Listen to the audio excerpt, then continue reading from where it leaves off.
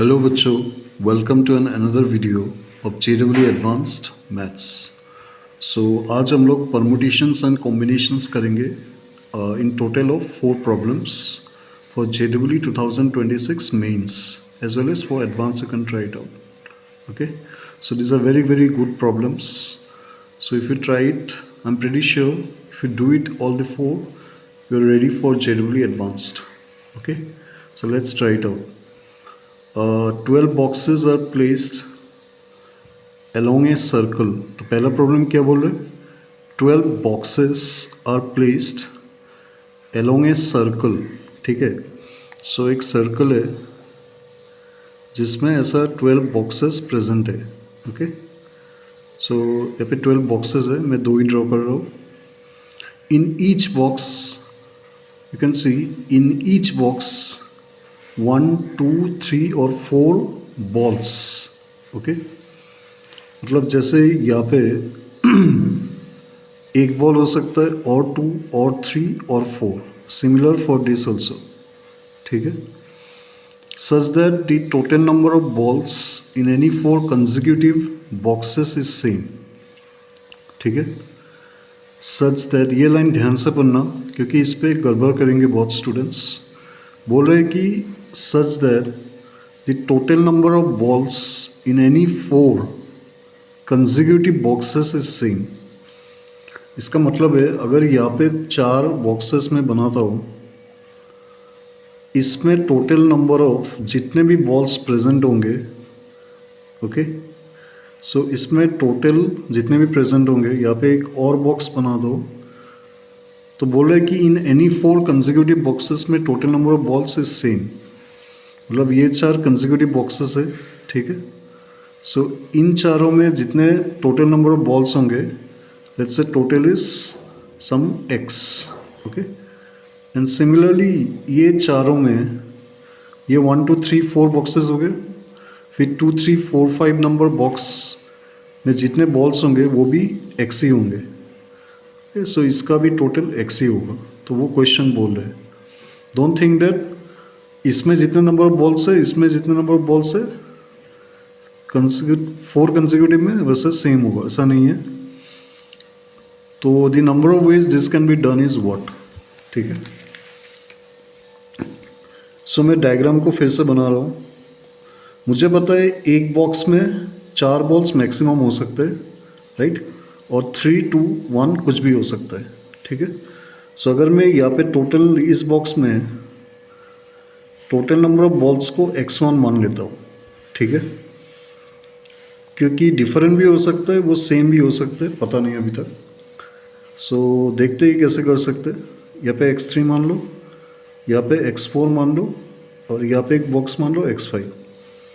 तो मुझे पता है क्वेश्चन के हिसाब से total number of balls in 4 consecutive boxes, मतलब x1 plus x2 plus x3 plus x4 जो होगा, इट शुड बी, मतलब इन 4 बॉक्सेस का टोटल नंबर ऑफ बॉल्स और नेक्स्ट 4 कंसेक्यूटिव बॉक्सेस का again total number of balls जो होगा वो सेम ही होगा. सो बेसिकली नेक्स्ट 4 में क्या है, 2, 3, 4, 5 है, राइट.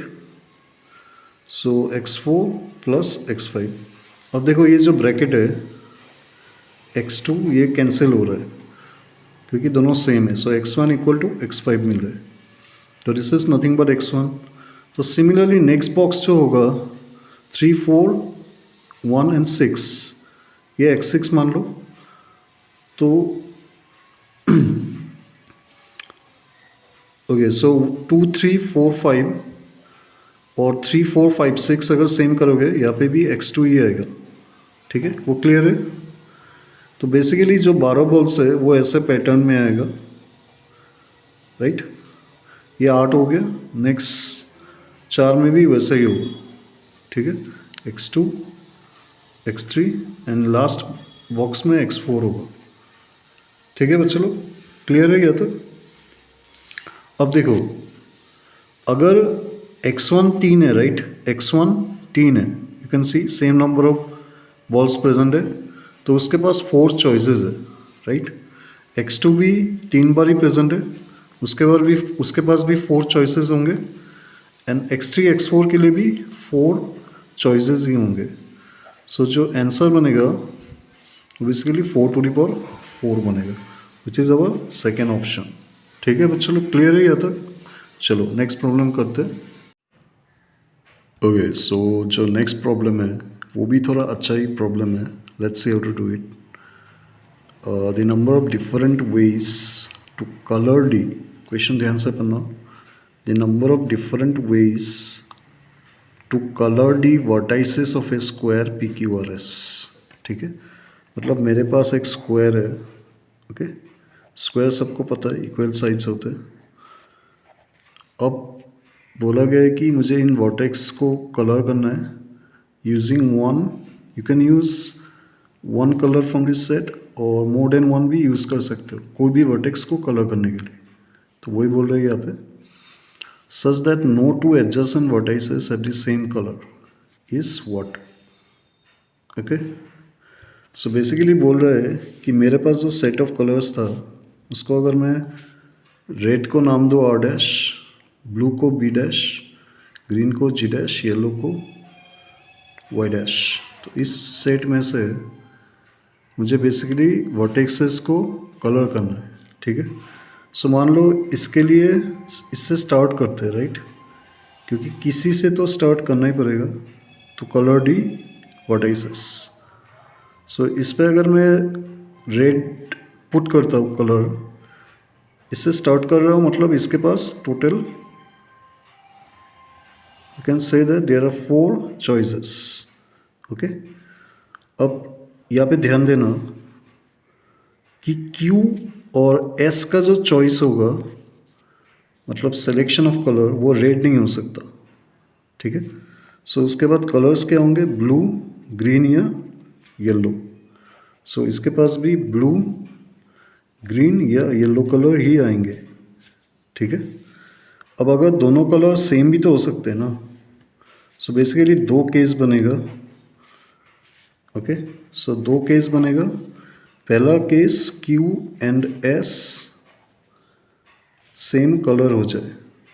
ठीक है, तो इस केस में हम लोग का आंसर क्या होगा, 4 चॉइसेस फॉर P। इसके पास 3 चॉइसेस है, सेम कलर का इंटू 3 कर दो। ठीक है, सो बेसिकली Q और S का तो same number of same colour ही है, सो एक ही चूज़ कर सकते हैं 3 को। अब R के पास कितने चॉइस होंगे, मान लो ये ब्लू ब्लू हो गया। ठीक है, मान लो ये ब्लू, ये भी ब्लू हो गया, तो इसके पास चॉइस होंगे रेड, ग्रीन या येलो, क्योंकि R ब्लू नहीं हो सकता। सो इसका 3 चॉइस। ठीक है, सो यहाँ से आ रहा है 36। और केस 2 जो बनेगा Q and S different colour. Okay, अब मान लो Q का ब्लू हो गया, इसका येलो हो गया। ठीक है, डबल टिक से रिप्रेजेंट कर रहा हूँ, इसका ब्लू, इसका येलो। ओके, सो Q के पास कितने चॉइस है, इसका तो 4 ही रहेगा बेसिकली। ठीक है, इसका 4 रहेगा चॉइसेस, और इसका 4 है, इसके पास कितने चॉइस है, 3 चॉइस है, राइट। सो 3 चॉइस है। अब अगर ये ब्लू होता है, ये ब्लू नहीं होगा, ठीक है, रेड भी नहीं होगा, तो 2 चॉइस बाकी रह गए। सो 2। सिमिलरली इसका ब्लू है, इसका येलो है डिफरेंट, सो इसका 3, इसका 2 हो गया, राइट। तो ब्लू येलो अगर चला गया, ये ब्लू येलो नहीं, 2 चॉइसेस बाकी रह गए। ठीक है, सो यहाँ पे 48 चॉइसेस होगा। ओके, सो टोटल आंसर जो होगा, टोटल वेज, वो 36 + 48 होगा, जो 84 इसका करेक्ट आंसर है। So option D is the correct answer. ठीक है, चलो नेक्स्ट क्वेश्चन करते हैं। हाय बच्चों लोग, so the next problem is a group of, ध्यान से क्वेश्चन को पढ़ना हमेशा, परमुटेशन एंड कॉम्बिनेशन को। ठीक है, सो यहाँ पे बोल रहा है कि ए ग्रुप ऑफ 64 प्लेयर्स, ठीक है, a group of 64 players in a chess tournament needs to be divided into 32 groups of 2 players each. सो पढ़ने में सिंपल है. So let's see in how many ways this can be done. So यहाँ पे question बहुत लोग इसको tick mark करके आएंगे, राइट, क्योंकि 64 प्लेयर है, 32 ग्रुप्स में हम लोग को डिवाइड करना है विथ 2 players ईच. तो 64 में से 2 चला गया, 62 में से 2 चला गया. सो ऐसा नहीं होता है, ठीक है. सो मान लो मैंने 32 ग्रुप्स में डिवाइड कर दिया 64 प्लेयर्स को, right. This is the 32th group. अब पहला ग्रुप में देखो पहले तो यहाँ पे मुझे अरेंज करना है 64 प्लेयर्स को, राइट. तो आंसर सीधा सीधा दिख रहा है सबको कि 64 फैक्टोरियल होगा, सही है. लेकिन 32 ग्रुप्स में उन 64 को अरेंज भी करना है मुझे. पहले तो सिंपल है, 64 फैक्टोरियल में जो प्लेयर्स है वो ऐसे अरेंज होगा, लेकिन 32 ग्रुप्स भी बनाने हैं.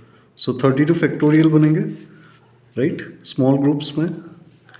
अब ईच में अगर 2 प्लेयर आ गया उसका अरेंज भी हो सकता है इन 2 फैक्टोरियल वेज. सो ये टू द पावर 32 होगा क्योंकि 32 ग्रुप्स है. इंटू करते रहोगे. So correct answer is option A. ठीक है बच्चे लोग, ये सबसे इजी क्वेश्चन था. चलो लास्ट वन कर लेते हैं एक बार. ओके, सो जो लास्ट प्रॉब्लम है, it says that suppose 40 distinguishable balls. ठीक है. सो ये जो वर्ड बोल रहा है डिस्टिंग्विशेबल, इसका मतलब है डिफरेंट बॉल्स. सो हम लोग इसको रिफ्रेम करते हैं. Suppose 40 different balls are to be distributed into 4 different boxes. ठीक है. तो 4 बॉक्स है, वो सभी डिफरेंट है. ओके. और ये 40 बॉल्स को 4 बॉक्सेस में डिस्ट्रीब्यूट करना है such that each box get exactly 10 balls. ठीक है. Out of this 40 balls 10 are defective. तो सभी बॉक्स में 10-10 बॉल होंगे. एंड कंडीशन है कि 40 बॉल्स में 30 नॉन डिफेक्टिव बॉल्स है, 10 डिफेक्टिव बॉल्स है. Okay. So in how many ways can the balls be distributed such that all the defective balls go to the first 2 boxes. ठीक है. चलो इसको करते हैं.